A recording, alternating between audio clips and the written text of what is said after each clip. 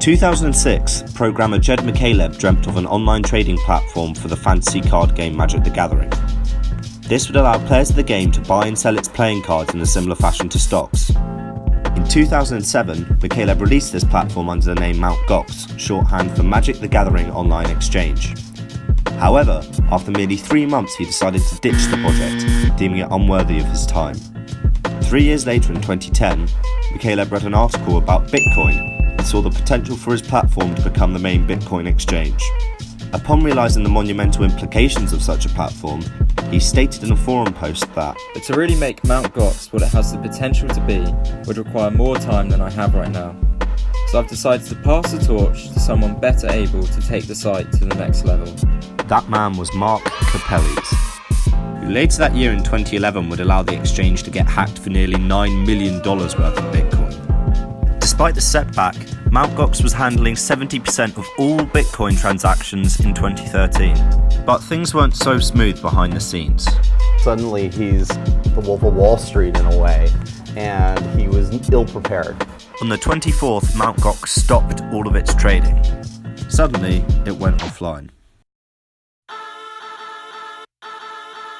That same week, a leaked document exposed that $473 million worth of Bitcoin had been stolen from Mt. Gox users. A chunk of the world's Bitcoin gone and an exchange shut down. Is this the end? This could be the end of Bitcoin. It was the end for Mt. Gox. It was now insolvent and unable to reimburse its creditors. On the 28th of February, Mt. Gox went bankrupt. So, how was such a heist possible? Bitcoin can either be stored in a hot wallet or a cold wallet. Mt. Gox claims that its money was stolen from a leak in these hot wallets. The long story, as outlined in the Willy Report and the academic paper Price Manipulation of the Bitcoin Ecosystem, claims that there were bots in use on the Mt. Gox platform. These were dubbed as Marcus and Willy. The Willy bot would buy Bitcoin in 10-minute intervals until $2.5 million was spent overall.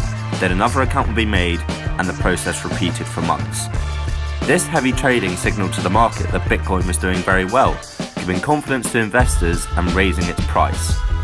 Marcus would buy the Bitcoin at random prices with no transaction fee. It seems that he wasn't buying the Bitcoin with any real fiat currency at all. He was actually getting it for free. Was this the work of an extraordinarily gifted hacker?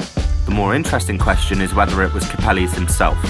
A Reddit post constructs a hypothetical narrative where Mt. Gox was actually hacked years ago, and Capellis operated these bots to cover it up.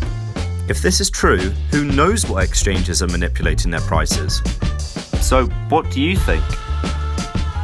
In 2018, customers still wait for their lost Bitcoin.